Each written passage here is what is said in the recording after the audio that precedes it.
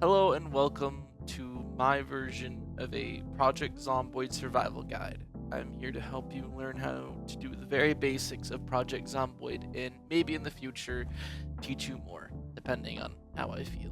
Right now I feel like playing Project Zomboid, so that should give you a hint. First thing you want to do is you're going to want to choose your difficulty. Now, there's no shame and going into custom sandbox and making the game ridiculously easy or ridiculously hard. Ultimately, this game is yours to play with. It's yours to choose how you want to do whatever. If you want no infection, that's fine. That's up to you. If you want rare loot, that's difficult, but you know what? You're an independent man slash woman who don't need no woman slash man. Select the location you want to spawn. Doesn't matter which one you choose, there's 4 options. Just choose which one you prefer. Personally, I prefer Rosewood. I feel like it has great loot for starting. It has a police station, a fire station, it has a gas station, all of which are important. There's also the prison, but I wouldn't recommend going there. It's honestly not worth it. I mean, the armory has some weapons if you're running low on ammo, but yeah, just choose your spawn location. You get sent to the next screen. Next, you'll choose your character's traits. Traits are a system of choosing what your character is good at and what they're bad at. You can also choose a career if you'd like. They usually cost more points, but they can change your attributes as well as allow you to spawn with different clothes and or items. Traits can be confusing. For example, if you get hard of hearing, your game will sound muffled the entire time you play it.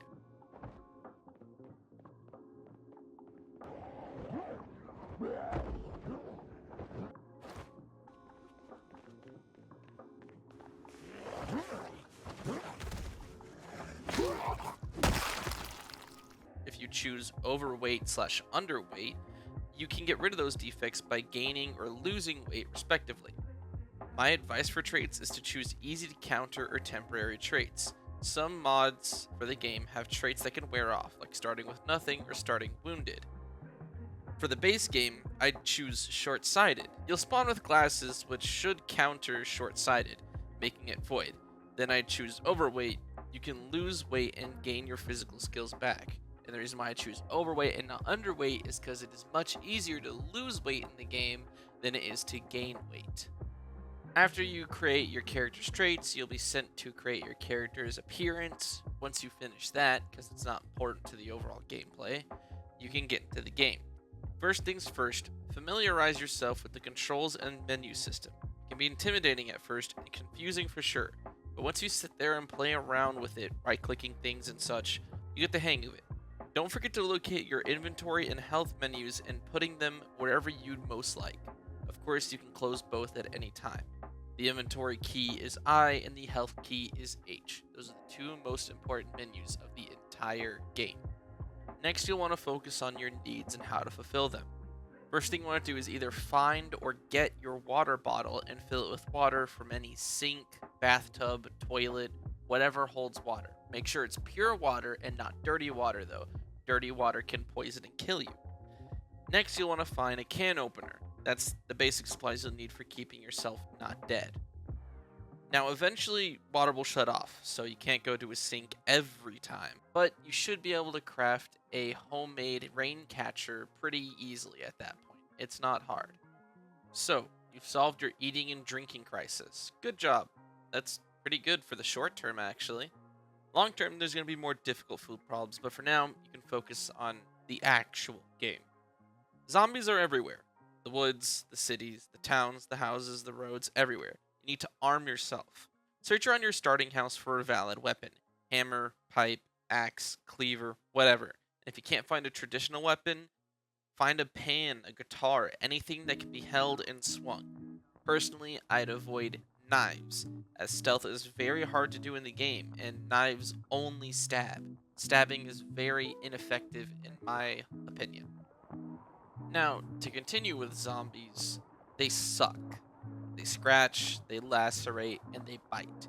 If you get bit, you're done. Your character will slowly go from human to zombie, and you will watch every second of that horrible, horrible process. If you get a laceration, there's a 25% chance you'll turn. If you get scratched, it's only a 7% chance, but it's still dangerous. Not to mention, you will get taken down by hordes and hordes of zombies if you are not careful. They can drag you down and eat you alive, and your character will scream, and it's honestly kind of scarring whenever you hear it for the first time, and I can't go to sleep at night because of it, but that's okay. I didn't want to sleep. I wanted to play more Project Zomboid. You want to look for protective clothing, most likely leather clothing as it's the most protective.